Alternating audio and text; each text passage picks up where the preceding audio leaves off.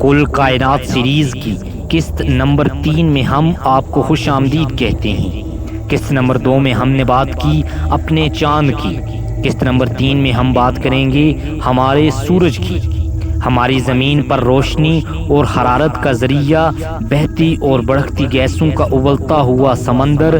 محققین فلکیات کی تحقیق اور محتاط اندازے کے مطابق 120 کھرب میل کے وسیع و عریض مسافتوں تک اپنی کشش ثقل سے خلائی اجسام کو گرفت میں رکھنے والا ہمارا سورج۔ سب سے پہلے یہ سمجھا جائے کہ ہمارا سورج ایک ستارہ ہے۔ زیادہ تر ستارے ہائیڈروجن سے بنے ہوتے ہیں۔ ایک عام ستارے کی عمر چند ارب سال ہوتی ہے۔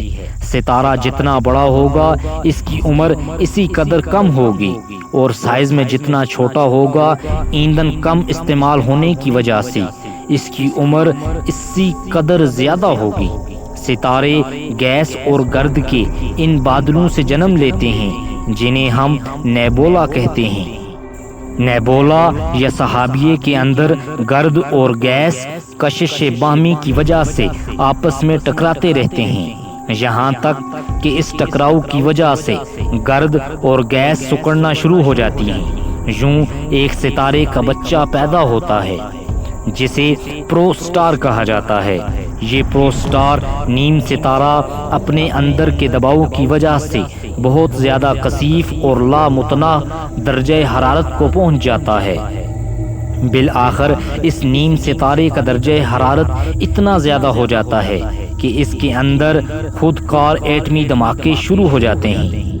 جب کسی بھی پرو سٹار کے اندر خود کار دھماکے شروع ہو جائیں تو اس وقت وہ ایک مکمل ستارہ ہونے کا سرٹیفکیٹ پا لیتا ہے۔ جیسا کہ ہم نے اوپر یہ آپ کو بتایا کہ زیادہ تر ستارے ہائیڈروجن سے بنے ہوتے ہیں۔ ہر ستارے کے اندر ارتقائی مراحل چل رہے ہوتے ہیں۔ ہائیڈروجن جل جل کر ہیلیم میں تبدیل ہو رہی ہوتی ہے۔ درجہ حرارت اور کثافت اس قدر زیادہ ہوتی ہے کہ ہائیڈروجن سے تبدیل ہوئی ہیلیم بھی ہائیڈروجن کے ساتھ جلنے لگ جاتی ہے، جس سے ستارے کی گرمی اور حدت مزید بڑھ جاتی ہے۔ اب وقت گزرنے کے ساتھ ساتھ جلی ہوئی ہیلیم کی راکھ کاربن کی صورت میں ستارے کے مرکز میں جمع ہونا شروع ہو جاتی ہے۔ ہیلیم سے بنی راکھ یعنی کاربن جب ستارے کے مرکز میں ایک خاص مقدار سے تجاوز کر جاتی ہے تو ستارہ ایک دھماکے سے پھول کر بہت بڑا ریڈ جائنٹ یعنی سرخ دیو کی صورت اختیار کر لیتا ہے۔ اپنی جسامت سے کئی گنا تک بڑا ہو جاتا ہے۔ اگر ستارہ ہمارے سورج جیسا ہو تو سکڑنے لگتا ہے اور سفید بونا سیارہ بن جاتا ہے، جس کی ایک چائے کی چمچ کے برابر مادے کا وزن کئی ٹن تک ہو سکتا ہے۔ اس کے برعکس اگر وہ ستارہ ہمارے سورج سے 10 گنا بڑا ہو تو ایک اور دھماکہ ہوتا ہے۔ یہ دھماکہ کائنات کے دور دراز کے علاقوں کو روشن کر دیتا ہے، جسے سپر نووا کہا جاتا ہے۔ سپر نووا کا شکار ستارہ اپنی موت کے وقت ہمارے سورج سے 100 ارب گنا زیادہ روشنی اور توانائی خرچ کرتے ہیں۔ اس دھماکے کے بعد وہ ستارہ ایک سیاہ شگاف میں تبدیل ہو جاتا ہے۔ جی ہاں، آپ درست ہیں، سیاہ شگاف یعنی بلیک ہول، وہی بلیک ہول جو انسانی سوچ اور سمجھ کا اختتام ہے۔ مزید یہ بھی جانتے چلیں کہ ہمارا ستارہ اپنی موت کے قریب ہے۔ اگر وہ ہمارے سورج سے 150 گنا بڑا ہو تو دھماکہ سپر نووا سے بھی بڑا ہوتا ہے، جسے ہائپر نووا کہا جاتا ہے۔ ہائپر نووا اس قدر قیامت خیز دھماکہ ہوتا ہے کہ 1 منٹ میں ہائپر نووا اتنی توانائی خارج کرتا ہے جتنی توانائی ہمارا سورج 60 ارب سالوں میں خارج کرے۔ ہائپر نووا اس قدر خطرناک اور طاقتور شعاعیں نکالتا ہے کہ جو 7500 نوری سال سے ہی ہماری زمین پر زندگی کا صفایا کر سکتی ہے۔ یعنی اگر ہماری زمین سے 7500 نوری سال کی دوری پر ہائپر نووا دھماکہ ہوتا ہے تو سورج سے زیادہ روشنی اس کے دھماکے کی ہو سکتی ہے۔ یہاں اس کی مہک شعاعیں جنہیں گاما رے برسٹ کہا جاتا ہے زمین پر قیامت برپا کر دیں گی۔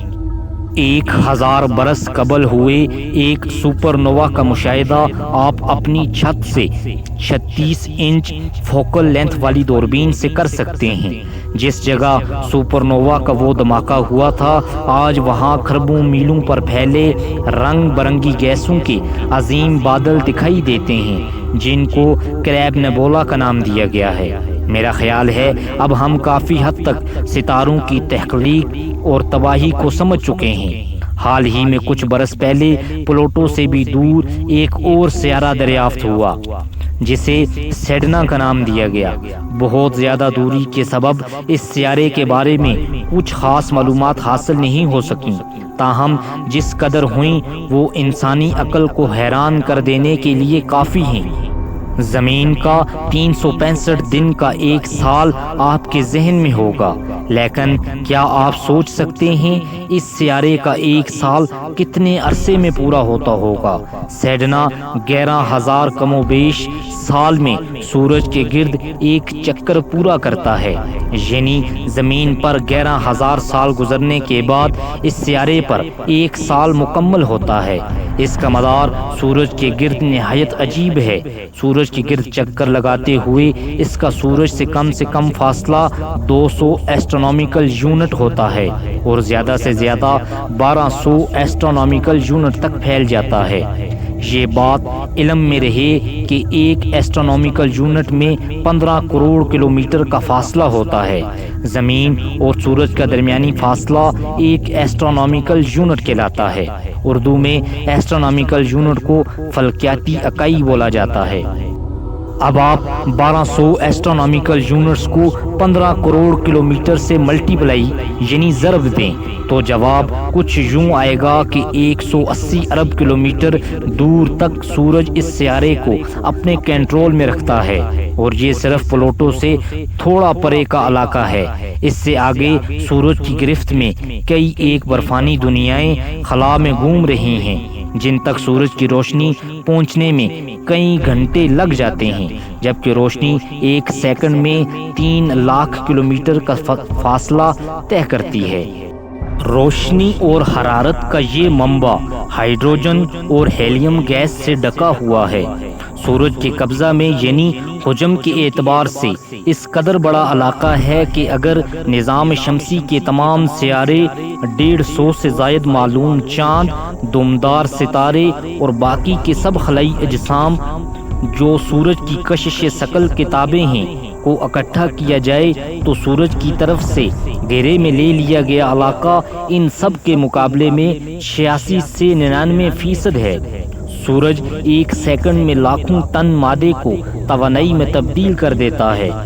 اس دنیا میں سائنسی عروج سے لے کر آج تک جتنے بھی کیمیائی اور ایٹمی ہتھیار بنے ہیں، سورج ایک سیکنڈ میں اس سے کہیں زیادہ توانائی پیدا کر کے روشنی اور حرارت کی شکل میں خلا میں بکھیر دیتا ہے۔ سورج کی کشش ثقل اس قدر طاقتور ہے کہ زمین پر آپ کھڑے ہوں اور سورج پر آپ کی ایک عام کپڑے والی شرٹ رکھ دی جائے تو آپ سے زیادہ آپ کی شرٹ کا وزن ہوگا۔ سورج کی سطح سے سورج کا مرکز تقریباً 6,95,700 کلومیٹر ہے۔ زمین کے مرکز کا درجہ حرارت 5,400 سینٹی گریڈ ہے اور سورج کی سطح کا درجہ حرارت 5,505 ڈگری سینٹی گریڈ ہے۔ سورج کا مرکز کتنا گرم ہوگا ہم سوچ بھی نہیں سکتے۔ ایک محتاط اندازے کے مطابق سورج کے مرکز کا درجہ حرارت 150 لاکھ ڈگری سینٹی گریڈ ہے، یعنی 15 ملین ڈگری سینٹی گریڈ۔ سورج کی عمر یہی کوئی 460 کروڑ سال بتائی جاتی ہے، مطلب 4.5 ارب سال کے لگ بھگ۔ ہماری زمین سمیت نظام شمسی کا ہر سیارہ، ہر چاند، ہر دمدار ستارہ اور ہر خلائی جسم سورج کے گرد چکر لگاتا ہے۔ اس کا یہ مطلب نہیں کہ سورج ایک جگہ پر کھڑا ہے یا رکا ہوا ہے، ایسا بالکل بھی نہیں۔ سورج بھی ہر وقت ان تمام آبجیکٹس کو لیے ایک لمبے سفر پر رواں دواں ہے۔ گلیکٹک سینٹر، جسے انگلش میں GC لکھا جاتا ہے، یہ وہ جگہ ہے جو ہماری کہکشاں ملکی وے کا مرکز ہے۔ اس جگہ ایک بہت بڑا بلیک ہول موجود ہے جس کی کشش ثقل ہمارے پوری کہکشاں کو کنٹرول میں رکھتی ہے۔ ہمارے نظام شمسی جیسے 40 لاکھ سے بھی زیادہ نظام شمسی اس بلیک ہول میں سما سکتے ہیں۔ ہمارا سورج اور ہمارے سورج سے چھوٹے بڑے کئی کروڑ ستارے، ان ستاروں کے اپنے سیارے اور چاند، گیسوں کے عظیم الشان بادل یعنی نیبولاز، غرض ہماری کہکشاں کے کئی ہزار کھربوں میل کے وسیع علاقے میں پھیلی کروڑوں دنیایں اسی بلیک ہول کی کشش ثقل کے کنٹرول میں ہیں۔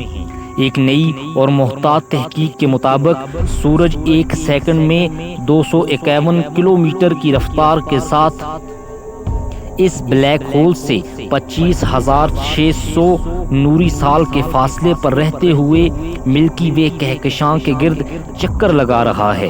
اگر اس رفتار سے کسی سواری پر سورج کی طرف جائیں تو صرف 2 ہفتوں میں ہم زمین سے سورج پر پہنچ جائیں گے اور پھر وہاں سے زمین پر واپس بھی آ جائیں گے۔ اس رفتار سے سورج تقریباً 12 صدیوں میں ایک نوری سال یعنی 1 لائٹ ایئر کے برابر کا فاصلہ طے کر لیتا ہے، یعنی 60 کھرب میل۔ سورج چلتا رہتا ہے، رکتا نہیں، جلتا رہتا ہے، بجھتا بھی نہیں۔ جہاں عقل اور سائنس کے حقائق ماننے لازم ہیں، وہیں انسان کی محدود عقل یہ بھی سوچنے پر مجبور ہوتی ہے کہ یہ کس محدود وسعت و طاقت والی عام ذات کا کام نہیں ہے، یہ ضرور اس ذات کی طرف سے بچھائی ہوئی سجائی ہوئی کائنات ہے جو خود میں یکتا ہے۔ دن کی بہترین ویڈیو دیکھنے کے لیے آپ ہمارے چینل کو سبسکرائب کریں۔ ہم روزانہ آپ کے لیے ایک نئے ٹاپک پر ایک نئی ویڈیو لاتے ہیں۔ دیکھو جانو کل کائنات سیریز کی قسط نمبر 4 میں ہم آپ کو بتائیں گے زحل کے چاند ٹائٹن میں زندگی کا امکان یہ کیسے ممکن ہے۔ اس کو جاننے کے لیے دیکھو جانو کل کائنات سیریز کی اگلی قسط دیکھیے گا۔ امید کرتا ہوں آپ کو ہماری آج کی ویڈیو پسند آئی ہوگی۔ آپ کا بہت شکریہ۔